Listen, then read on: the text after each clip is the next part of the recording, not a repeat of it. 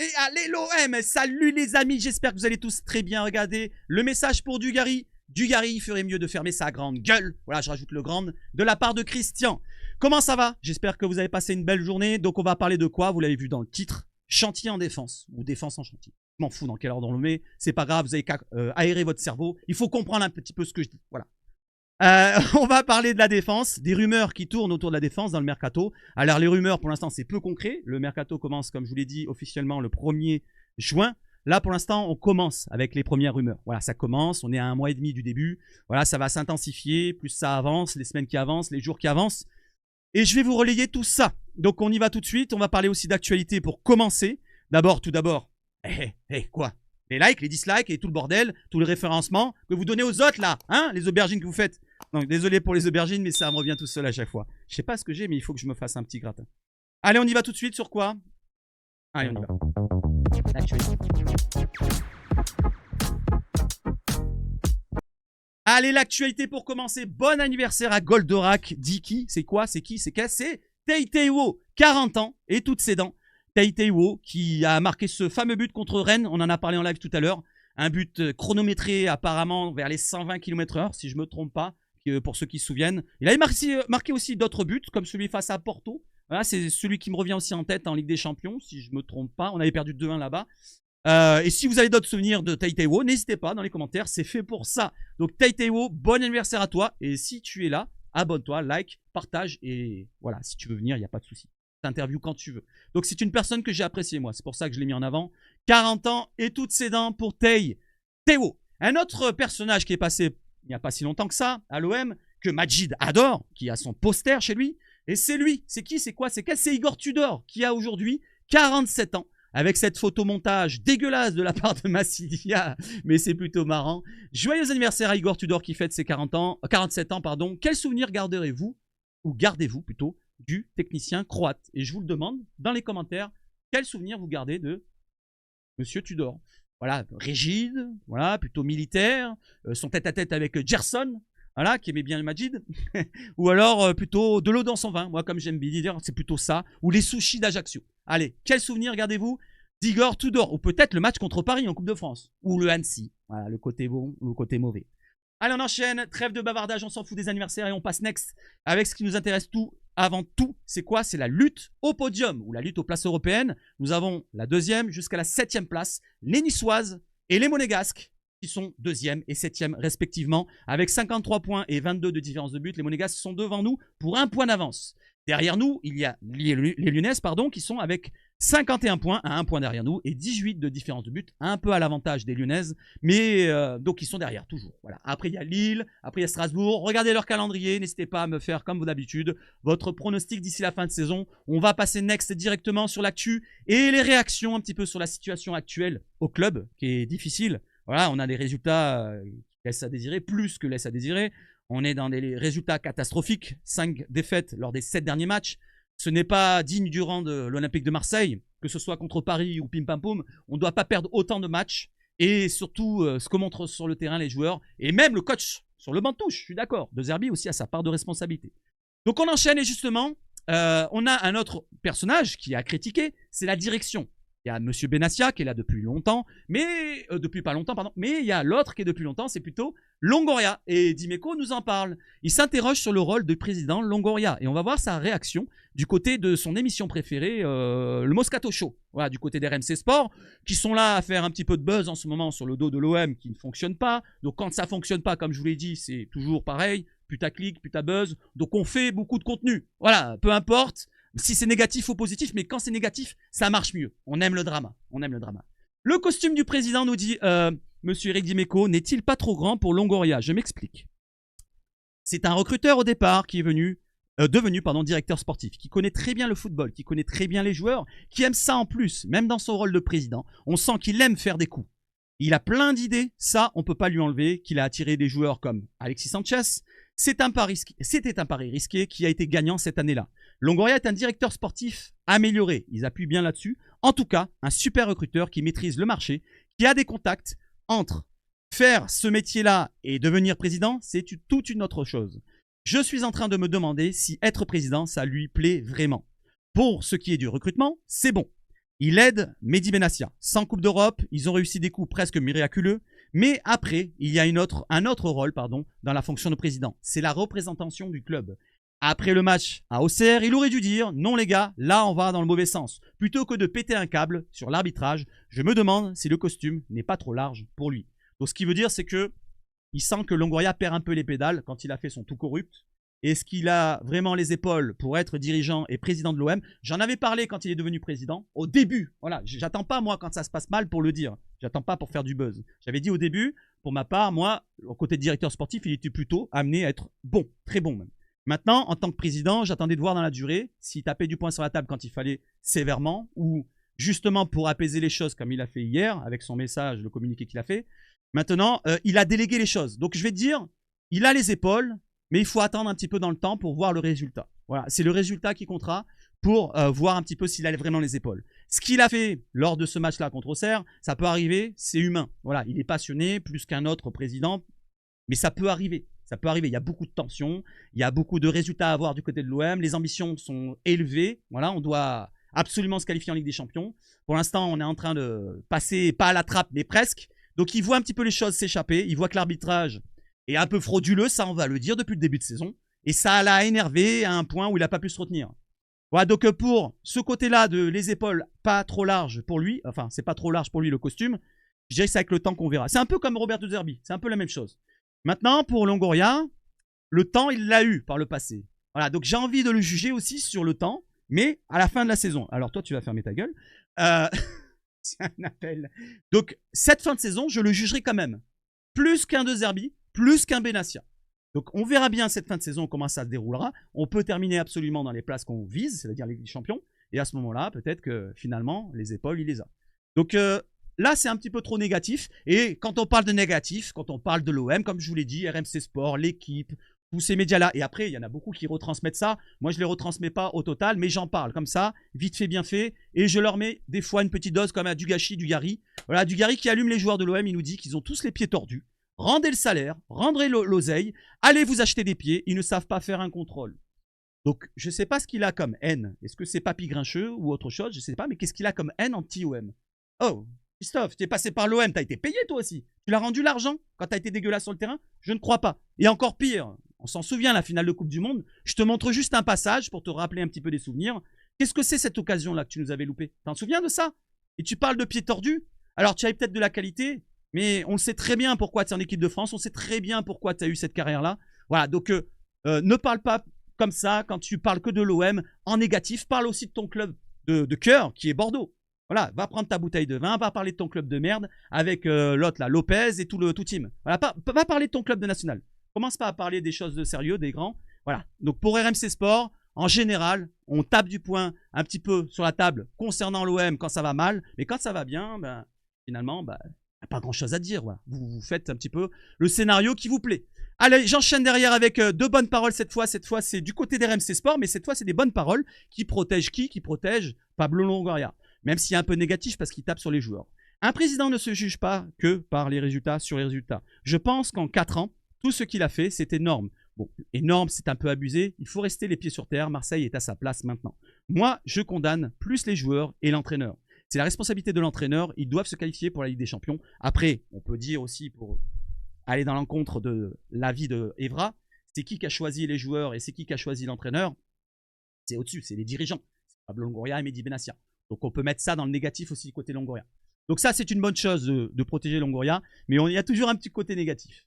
Allez, on enchaîne maintenant et on passe sur le mercato ou presque. D'abord, pour parler un petit peu d'Union. Voilà, donc cette image-là, vous l'avez peut-être pas vue, elle date d'hier, mais c'est pour montrer un petit peu que tout le monde doit aller dans le même sens. Voilà, donc là, on voit De Zerbi qui tape dans la main de Longoria. On voit que Benassia est un petit peu bougon, alors peut-être c'est le temps, parce qu'il pleut actuellement dans le sud. Ça fait un peu chier, d'ailleurs, je suis en congé, il fait que pleuvoir depuis 4 jours. J'aimerais bien sortir, prendre le soleil, mais c'est pas le sujet. Donc, l'union fait la force, et soyons unis, il reste 5 rencontres. 5 rencontres, vous l'avez vu dans le calendrier tout à l'heure, c'est rien. C'est tout et rien à la fois, c'est-à-dire on peut être 7e, 6e, 5e, mais on peut être aussi 2e. Donc on a encore notre destin dans nos mains, comme ils disent, comme il a dit Longoria dans son message. Donc restons unis derrière notre club, derrière notre équipe. Après, il faudra faire le bilan en fin de saison. On peut critiquer, mais pas non plus trop abuser là-dessus, ça devient un petit peu embêtant. Allez, on y va sur quoi? On y va sur le mercato. Let's go cacao. Et je vais vous lire pendant qu'il y a la pause. Transition. Alors, on parle comme ça parce qu'il n'a jamais été un peu... Ah, voilà. Alors on passe au mercato, désolé, j'étais un peu en retard. Et on va pour une bonne nouvelle. Robinho Vaz, Olympien jusqu'en 2028, il vient de prolonger. Ça vient de tomber il y a quelques minutes. Notre attaquant Robinho Vaz, de 18 ans, a prolongé son contrat avec l'Olympique de Marseille jusqu'en 2028. Bonne nouvelle, un attaquant qui a été blessé dernièrement, c'est pour ça qu'on ne le voit plus dans l'effectif. Beaucoup vous voulez le voir dernièrement, mais il était absent, il ne pouvait pas être présent. Donc c'était pour mettre un petit peu aussi le haut là sur ça.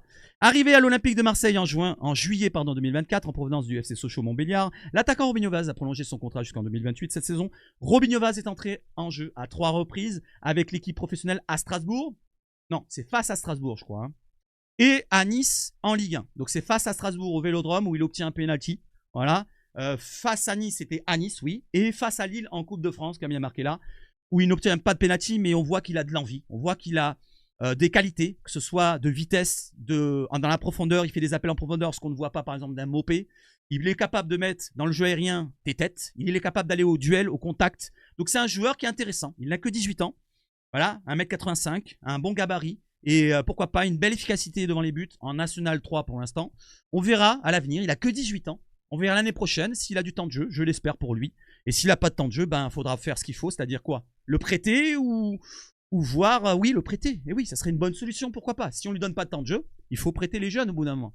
18-19 ans, allez, tu le prêtes, c'est pas grave. Allez, tu prêtes 1 an, tu récupères, il n'y a pas de souci. Et puis peut-être qu'il sera aguerri, et quand il sera aguerri, il sera beaucoup plus fort. Tu le mettras peut-être en titulaire. Voilà pour Robinho Vaz.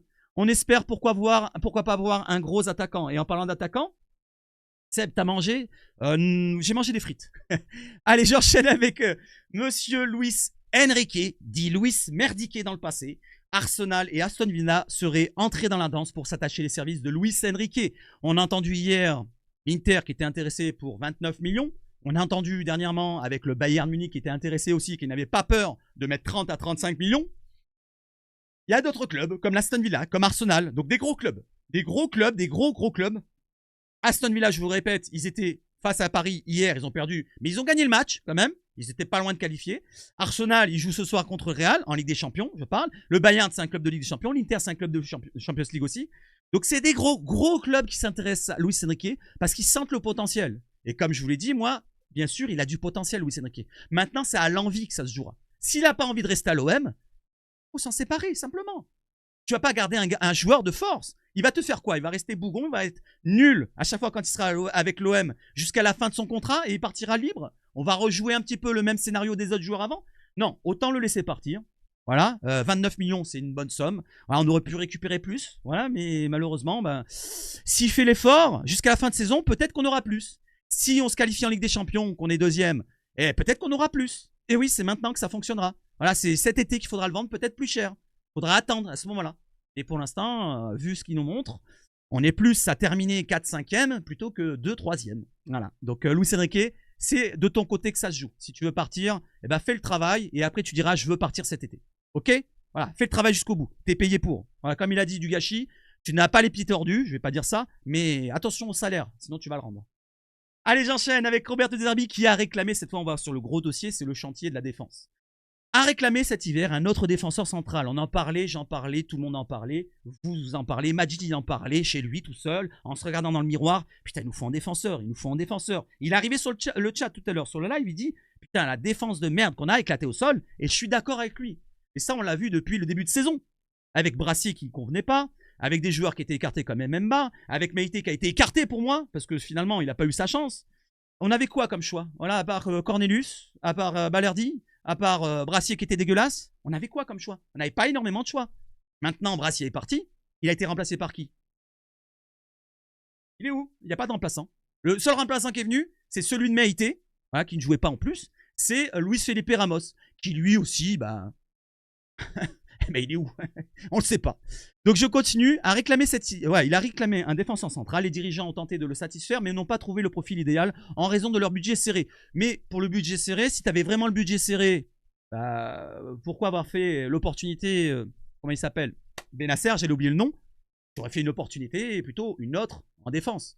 Une autre que Luis Felipe Ramos, qui a une opportunité aussi. On n'est pas un club d'opportunité au bout d'un moment. voilà, il faut au bout d'un moment taper du poing sur la table et recruter. Voilà, c'est quoi ce bordel? Opportunité, opportunité. J'en ai plein les couilles de ça. Allez, sur les hauteurs de la commanderie, justement, on parle du mercato. On considère que le mercato n'a rien à voir avec les difficultés actuelles. Ah bon, ok. Moi, je pense que c'est un gros facteur de cette phase qui est délicate. Voilà, la défense vraiment est un gros problème parce que devant, en fait, ça fonctionnait jusqu'à présent. Et quand ça fonctionne pas, eh ben, notre défense, on voit... les défaillances, il y en a toujours eu. Mais on voit que notre défense ne tient pas le coup. Voilà, si notre défense tenait le coup, la défense, peu importe elle est bonne ou pas bonne, derrière, on perd peut-être pas des résultats comme on le voit là avec 3 buts encaissés à chaque fois. Donc la défense, c'est un gros problème. Quand même. On n'éprouve aucun regret. On prend en exemple le Real qui n'a joué une demi-saison avec plusieurs titulaires en défense blessés, mais qui a continué à gagner. Et on juge l'équipe qui n'est moins forte qu'il y a 6 mois. Alors, pour prendre en exemple le Real, ils auraient pu prendre un autre club un peu plus moins élevé, parce que tu prends le Real, il y a des joueurs qui sont capables de la mettre à tout moment. Si un Mbappé ne veut pas jouer, c'est pas grave, il y a Vinicius. Si un Vinicius ne veut pas jouer, c'est pas grave, il y a Rodrigo. Si Rodrigo ne veut pas jouer, c'est pas grave, il y a un Bellingham ou il y a un autre, et s'il est là. Nous, on a qui? S'il n'y a pas Enrique, s'il n'y a pas Greenwood, Mbappé. Vous voyez ce que je veux dire? Donc la défense quand même ne peut pas tout faire derrière, surtout qu'ils sont tout carqués. Et justement en parlant de joueurs tout carqués, pour l'instant il est carqué. C'est lui, Luis Felipe Ramos, lors du shooting photo au Vélodrome. Alors il y a tous les joueurs de l'effectif, mais juste je vous montre, voilà pour la défense, ce joueur-là qui est là pour faire les photos, plus que être sur le terrain. Pour l'instant, il est beau, il est magnifique. Voilà, il a des belles chaussures, des belles chaussettes. Une belle cravate bleu et blanc, voilà, il représente le club. Mais on aimerait bien le voir sur le terrain. Voilà, si vraiment il a le niveau, bah, mets-le sur le terrain. Il n'y a pas de 100%, 90%. Non, je s'en fous des pourcentages. C'est sur le terrain que ça montrera son niveau. Donc pour Luis Felipe Ramos, réveille-toi. Maintenant, revenons sur les recrues. Pourquoi pas? Alors, l'OM serait intéressé par le profil d'Alexander Djikou. Djikou, on en parlait cet hiver. Vous vous en souvenez? Je sais pas. J'étais un des seuls à le relier le premier. Je me balance des fleurs un petit peu. 30 ans actuellement à Fenerbahçe. Le Stade Rennais serait également à l'affût du défenseur central, selon NTV, c'est un média turc que j'ai retrouvé ici. Voilà, donc l'article est ici, je descends un petit peu, j'ai mis en jaune ce qui était intéressant. Fenerbahçe prépare également la nouvelle saison. Donc ils préparent leur mercato pour la prochaine saison, donc c'est l'été. Donc ils veulent se séparer d'Alexander Djikou, l'un des premiers noms censé quitter l'équipe, c'est Alexander Djikou, défenseur de 30 ans, indispensable à Fenerbahçe sous la direction d'Ismaël Kartal. La saison dernière, n'a pas réussi à trouver sa place dans le système de Mourinho. Et derrière, l'information nous sort ici. Selon les informations de Soskou, il aurait été affirmé que Djikou cherchait un club par l'intermédiaire de son agent, donc c'est lui qui recherche un club, et que Rennes et Marseille étaient intéressés par le joueur. Donc pour l'été prochain, Djikou, alors j'ai envie de vous dire, si c'est pour être titulaire, franchement, non. Mais si c'est pour être, pourquoi pas, dans une rotation, je dis pas non. Voilà, je dis pas non. Tu mets en titulaire qui tu veux, Balerdi s'il reste. Et finalement, bah, Ramos, tu t'en sépares. Parce que s'il est là toujours pour cirer le banc et être toujours blessé ou pas, ou quoi ou qu'est-ce, je vais pas donner un salaire énorme pour un joueur qui ne joue pas. Donc, dans la rotation, pourquoi pas. Remplaçant, pourquoi pas. Titulaire, franchement, je demande à voir toujours pour les joueurs quand ils arrivent. Mais Djikou, on l'a déjà vu avec Strasbourg, on l'a déjà vu en Ligue 1. C'est un joueur très physique, c'est un joueur qui est plus rapide, plus véloce qu'un Kondogbia Cornelius, parce que comme je vous l'ai dit, Kondogbia Cornelius, si vous prenez leur vitesse sur FIFA, c'est 20 et 20 de chaque. À mon avis, Djikou doit être à 45, donc il est un peu plus rapide que les deux réunis, mais c'est pas un joueur compatible, j'irais pour De Zerbi s'il veut des joueurs de relance. C'est pas vraiment sa première qualité. Je pense que c'est plus un stopper qu'un relanceur, qu'un libéraux, et on a déjà ce qu'il faut, c'est-à-dire en relanceur, on a Ramos, qui est bon normalement, quand il sera apte, et on a Balerdi. Donc en droitier, je ne sais pas où le mettre. Si c'est pour remplacer Ramos qui ne reste pas, il n'y a pas de souci. Voilà, au moins tu auras un stopper derrière, on ne sait jamais. Tu auras Cornelius qui restera s'il doit rester, mais tu auras du côté droit, ben, Djikou. Et devant, j'espère qu'il y aura meilleur que Cornelius. Hein. Un Boskagli, on va en parler après. Donc voilà mon avis pour Djikou. Et j'enchaîne derrière avec les recrues potentielles. Alors d'abord, on s'en souvient que je vous ai dit hiver, il y avait Anthony qui nous avait relié ça. C'était lui qui avait relayé la première information sur Djikou. Il nous avait dit que l'Olympique de Marseille poussait énormément ces dernières heures. C'était en février, hein, pour le dernier jour du mercato. J'avais fait le live. Il nous avait dit que pour rappel, il s'agit d'un prêt sec de 6 mois pour le jeune Anselmino. Et il parlait de Djikou déjà. Il parlait de Djikou déjà en hiver. Donc c'est pas une rumeur qui vient de ressortir maintenant. Ça date déjà de cet hiver. Le dénouement est très proche, mais finalement il n'y a pas eu de dénouement ni pour l'un, ni pour l'autre, ni pour un autre. Il n'y a pas eu de recrue derrière. À part Ramos qui a été recruté avant, il n'y a pas eu d'autres recrues derrière. On a pris Benasser, on n'a pas pris Anselmino, ni Djikou, ni un tel, ni l'autre, ni l'Ukrainien, ni pim pam poum. Malheureusement. Donc l'information maintenant, il y a d'autres joueurs qui pourraient venir en défense. Donc on a parlé côté droit, donc avec Djikou, avec Felipe Ramos qui vient d'arriver, avec Anselmino qui n'était pas venu, mais peut-être qu'il pourrait revenir dans les rumeurs. Il avait aussi côté gauche, avec lui, Laporte. Donc là, il ne nous met pas d'informations, Anthony, mais c'était juste pour en parler. Donc il est dans les rumeurs. N'oublions pas, Laporte qui avait dit, l'été dernier ou l'hiver dernier, je crois qu'il avait dit qu'il était intéressé pour revenir en Europe. Pourquoi pas? Je ne sais pas s'il avait cité l'OM, mais il avait dit, s'il y a un club de Ligue des Champions, pourquoi pas revenir en Europe? Je crois que c'était ça l'information. Était relayé par RMC par exemple. Allez, on enchaîne maintenant avec les rumeurs farfelues, concrètes, peu concrètes, intéressantes, vraies, informations, je sais pas, mais en tout cas les prendre avec des grosses pincettes, venant de le petit OM qui charbonne là, en ce moment, le petit OM qui voit des fumées de partout, et il nous dit quoi? La défense en chantier en cours. Voilà, chantier en cours, on enchaîne, on va pas lire tous ces statistiques ici et là, ça sert à rien, on sait ce qu'il en est de la défense, elle est dégueulasse. J'ai maintenant tous les joueurs, alors tour d'horizon ci-dessous, des pistes marseillaises qui sont dans la shortlist. Alors apparemment, selon lui, selon le petit OM, ils sont dans la shortlist. Ils ne seraient même pas, c'est ils sont. Pour lui, il est sûr que ces joueurs-là sont suivis par l'OM. On va voir de quels joueurs partent-ils. Alors, il y a des joueurs que je ne savais pas. Valentine Gomez, alors, j'avais entendu parler de ce nom-là, mais c'était plus des idées qu'autre chose. Je ne savais pas que c'était une rumeur concrète pour l'OM. Apparemment, Valentine Gomez, argentin de 21 ans, qui a un profil intéressant. Voilà, donc il est... Alors, point de vue caractère, il me fait penser à Balerdi. Voilà, je vois un petit peu le joueur que c'est. Il est gaucher, donc il pourrait être sur le côté gauche, pour être titulaire devant, pourquoi pas Cornelius, s'il reste. C'est un jeune joueur qui n'a pas découvert encore l'Europe, il a 21 ans. Sa valeur transfermarkt est à 10 millions d'euros, vous le voyez là. 1m83, donc c'est pas très grand physiquement. Il est assez véloce, voilà, c'est un joueur comparé à Balerdi, mais plus petit. Voilà, c'est un joueur comparé à Balerdi, plus petit, gaucher, qui a une technique intéressante. Ils nous disent quoi sur lui? Ils nous disent qu'il est formé à Vélez. C'est un défenseur central gaucher agressif et propre dans la relance. Considéré comme l'un des jeunes défenseurs les plus prometteurs du championnat argentin, selon le petit OM. Et j'avais vu exactement ce descriptif-là. On enchaîne avec un autre joueur que je n'avais pas entendu dans les rumeurs. C'est Marco Di Cesare. Je ne connais pas. C'est un Argentin d'origine italienne, ou qui a la double nationalité plutôt argentine-italienne.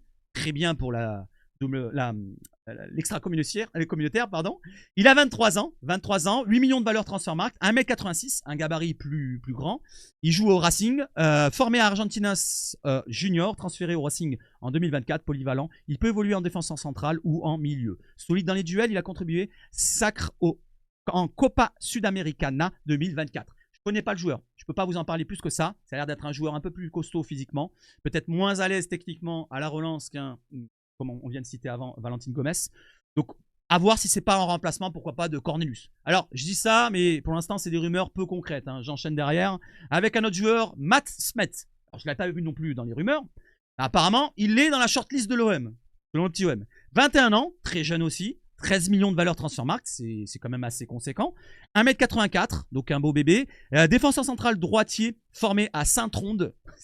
Comment on le dit? Saint-Tronde, transféré à Jank en 2024. Défenseur mobile et intelligent, très bon dans l'anticipation. Potentiel intéressant en Jupiler Pro League, qui est en train d'exploser. Je ne connais pas, je ne peux pas vous en parler plus. Donc vous avez un petit détail là. N'hésitez pas à me dire ce que vous en pensez pour ceux qui connaissent.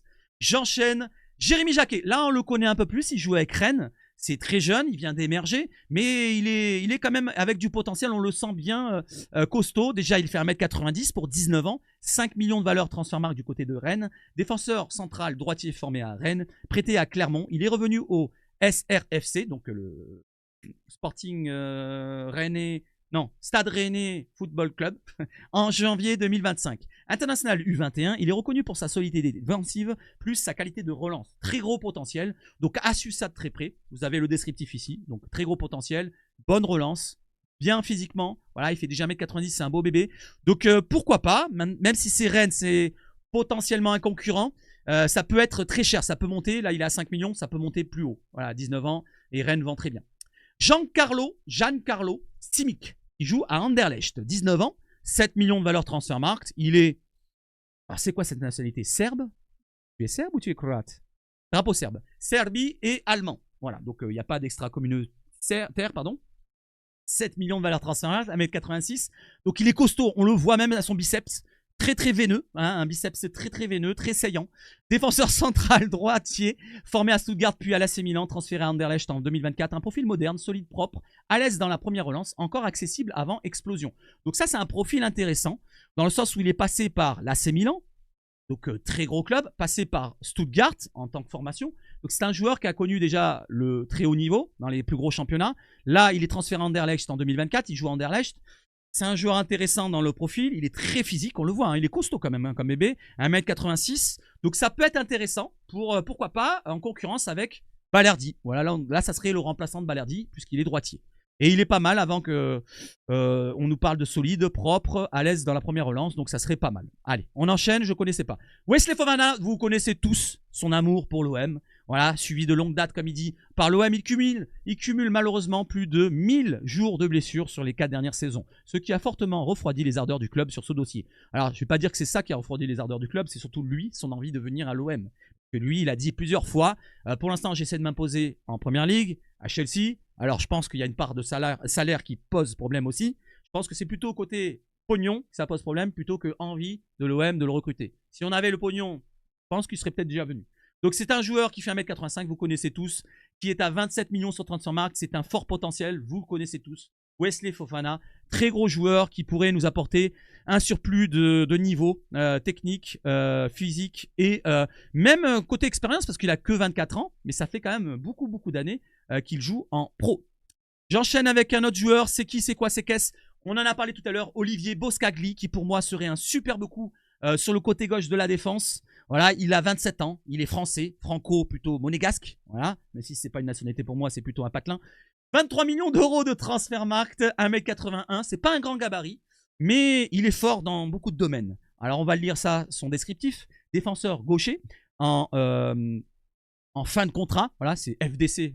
Je vais pas chercher le mot, fils de machin, non, c'est pas fils de machin, c'est FDC, c'est fin de contrat.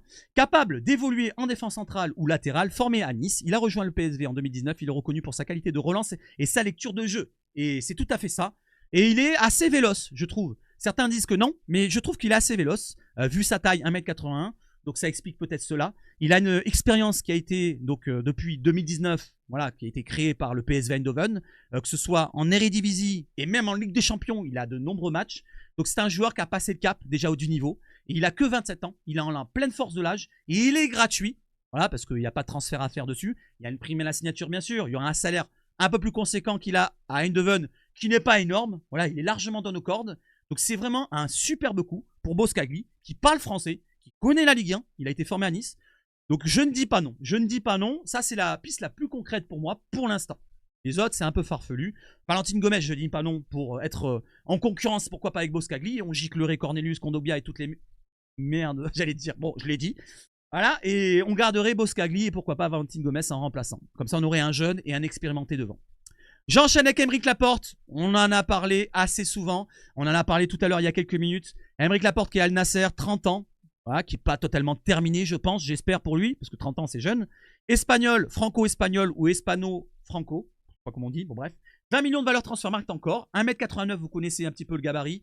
Il a été formé à l'Athletic Bilbao, transféré à Al Nasser en 2023, il est passé par City, on s'en souvient, après 5 saisons. À City, solide dans les duels, excellent en passe, problème, un salaire actuel de 8 millions d'euros par an. Ça, c'est le plus gros hic pour ce dossier-là. Maintenant, s'il a envie de revenir en Coupe d'Europe, en Europe, comme je l'ai dit tout à l'heure, et jouer les compétitions européennes, se remontrer un petit peu au très haut niveau, eh ben, ça passe par réduire son salaire. Soit il réduit son salaire et il vient dans un club comme l'OM, soit il va dans des clubs comme Première Ligue ou très gros clubs d'Europe. Sinon, il ne pourra pas revenir avec un 8 millions d'euros par an. Ce n'est pas dans nos cordes pour l'instant. Pour l'instant, ce n'est pas dans nos cordes. Donc, Aymeric Laporte, très gros ajout de niveau. S'il se remet en condition, n'oublions pas, la Saudi Pro League, c'est pas le niveau de la Ligue 1. Il y a beau avoir des starlets et des stars à droite à gauche, ils ne sont pas encore formés à être dans un championnat qui a, je veux dire, un vécu. Il n'y a pas encore le vécu pour vraiment parler de gros championnats en Saudi Pro League. Il y a des gros joueurs, mais c'est avec le temps que ça se fait. L'expérience, c'est comme les carrières. Le temps et l'expérience d'une ligue, c'est avec le temps qu'on verra bien si la Saudi Pro League, dans 10 ans, 15 ans, il continue dans le même domaine d'attirer des joueurs. Peut-être qu'à ce niveau-là, il serait meilleur que la Ligue 1. Pour l'instant, c'est juste un championnat exotique qui ont un niveau un peu plus élevé que par le passé, parce qu'il y a des rajouts de stars comme ça. Mais pour l'instant, eh ben, c'est pas la Ligue 1 pour ma part. Donc il aura pas le même niveau, pas la même vitesse, les impacts. Et si là, quand il va tomber contre des Golgoth de Reims, de Monaco, de ci, de là, ça va lui faire tout drôle. C'est pas les jeunes qu'on voit, ou des fois il y a des Saoudiens qui jouent, qui sont titulaires dans les rééquipes. Et c'est pas les mêmes choses. Ça va piquer. Donc il le sait très bien, je pense. Et il fera une prépa physique en espérant, s'il vient cet été. Et cet été, c'est très bien qu'il vienne, mais le plus tôt possible. Faut pas faire des erreurs comme le passé, recruter en août. Non, c'est en juin. Début juin, mi-juin, allez, fin juin maximum. Mais au bout d'un moment, si tu veux être sérieux, si tu veux vraiment avoir une équipe qui peut concurrencer les puputes déjà en Ligue 1 et faire quelque chose en Champions League, pourquoi pas se qualifier en 8e ou en 16e ou peu importe, il faut être sérieux de bout en bout. Du début à la fin. Donc la préparation, voilà, faut la préparer au début. Ça se prépare pas en mois de juillet, fin juillet, août. Non, non, il n'y a pas de l'autre, il part en vacances et si là. Non, non, tu pars pas en vacances, tu reviens directement, tu fermes ta gueule et tu t'entraînes. Parle pour les joueurs, le coach et tout ça. On enchaîne Facundo Medina, 25 ans, on le connaît. Bon, j'en ai parlé assez souvent. Donc, Lens l'a mis en vente, ça y est, c'est terminé. Donc, il est décidément sur le départ. Il y a beaucoup de hic là-dessus, c'est qu'il y a un gros transfert à faire. C'est-à-dire que Lens réclame 24 à 28 millions d'euros. Alors, beaucoup. Non, il y a juste ce hic-là, pardon. Les autres points positifs, ça serait qu'il connaît la Ligue 1. Voilà, il est adapté à la Ligue 1. Il a connu la Ligue des Champions l'année dernière, ou il y a 2 ans avec Lens. Donc le très haut niveau, je pense qu'il le connaît un petit peu. Pas autant que Boskagli ni que Laporte, moins que ça, largement. Mais c'est un joueur qui pourrait nous apporter. Voilà, il a la grinta, comme on le dit. C'est un Argentin. Il pourrait être parfait en complémentarité avec un Balerdi qui sera à droite. Argentin et Rouli derrière Argentin. Donc pourquoi pas. Medina qui a 25 ans, 25 millions de valeur Transfermarkt, 1m84. Vous le connaissez, défenseur gaucher formé à River Plate puis à Talleres. Arrivé au RC Lens en 2020, il est reconnu pour sa solidité défensive, sa qualité de relance et son agressivité internationale à 5 sélections. Voilà, donc je vais pas en parler plus, vous le connaissez. S'il vient, c'est franchement un apport supplémentaire en termes de qualité. Et je ne dis pas non, si on peut le faire. Par contre, ça dépend de la somme. Si tu me parles de 25 millions, c'est trop cher. Si tu me parles de 15 millions, je dirais c'est pas mal, c'est un bon coup. Si tu me parles au-dessus des 20 millions, je tickerai. Entre 15 et 20 millions, ça serait le bon prix. Ça serait le bon prix. C'est un 25 ans quand même, hein. Il n'est pas vieux. Il joue en équipe nationale d'Argentine, de temps en temps, 5 sélections. Il a connu quand même la Ligue des Champions. C'est à un certain niveau. Donc, c'est normal que ça coûte aussi cher. Et puis, il a un gros contrat. Je crois que c'est 2028, son contrat. 2027. On l'avait vu hier. Donc, c'est normal que ça coûte cher. C'est quand même normal que ça coûte cher. 25 millions, ça fait trop cher. 15 millions, ça va. Voilà, c'est mon avis. Et je passe à Naya Fagerd. Alors, Naya Fagerd, ça me semble un petit peu trop onéreux en termes de transfert, mais on va lire quand même. Alors, 29 ans, Naya Fagerd, marocain, vous le connaissez tous. Il est passé par Rennes, si je ne me trompe pas. 25 millions d'euros pour le Transfermarkt, 1m90, le gabarit. Défenseur central gaucher formé à FUS Rabat, au Maroc. Passé par Dijon, Rennes et West Ham, prêté à Real Sociedad en 2024. Solide dans les duels, excellent dans la relance. Petit bémol concernant ses blessures au genou. Alors ça, j'avais pas suivi les blessures. Apparemment, il a des pépins physiques. Donc, s'il y a des pépins physiques à répétition, si c'est trop récent, je dis non. Il ne faut pas non plus prendre des joueurs comme à la Ramos, des joueurs qui viennent et qui sont là presque pas en pré-retraite, mais vous voyez ce que je veux dire. Kondogbia, qui a toujours des pépins physiques à droite à gauche. Cette année, un peu moins, mais quand même, on le voit que sa condition physique laisse à désirer avec sa vitesse de pointe qui est réduite de temps en temps, de plus en plus, pardon. Il est passé de 30 en début de saison, je parle de la vitesse de Kondogbia, sur FIFA 30 à 20. C'est normal, il est carqué, Kondogbia. Donc j'enchaîne, donc petite blessure, donc on va suivre ça de très près et on enchaîne avec Jean-Claire Todibo. Alors ça serait très cher ça, par contre il joue au West Ham, 25 ans, 28 millions de valeur Transfermarkt, vous le connaissez, 1m90, défenseur central droitier, formé à Toulouse, passé par Barcelone et Nice, il est prêté à West Ham en 2024 avec option d'achat. Solide et rapide, il est reconnu pour son anticipation et sa relance propre. C'est un excellent défenseur, voilà, c'est degré moins de Saliba, vous voyez ce que je veux dire? À l'époque il y avait Saliba et il y a quelques années, Saliba et Todibo qui émergeaient quand ils étaient très jeunes. C'est un peu le même profil, un peu plus vieux, un peu plus ancien Todibo. Mais Todibo, il n'a pas encore passé ce cap-là qu'a passé Saliba. Saliba, maintenant, c'est un monstre. Il fait partie des meilleurs défenseurs du monde. Donc, Todibo n'est pas à ce niveau-là. Donc là, ça serait un bon apport voilà, pour le côté droit. Après, il peut jouer côté gauche de la défense. Pourquoi pas avec Balerdi, il n'y a pas de souci. Mais il y a un hic, c'est que c'est le transfert. Pour l'instant, il est prêté avec option d'achat qui est estimé à 35, je crois, si je ne sais pas si je me trompe, du côté de West Ham. Donc déjà, s'il le recrute, eh ben, il faudra qu'il revende derrière. Et je ne les vois pas revendre directement le joueur à moins de 35. Ouais, c'est tout bête, mais c'est comme ça. Donc je pense que ça peut être un next pour Todibo. Ensuite, on a quoi? Fin de trade. Voilà les amis, je pense qu'on a tout abordé ensemble.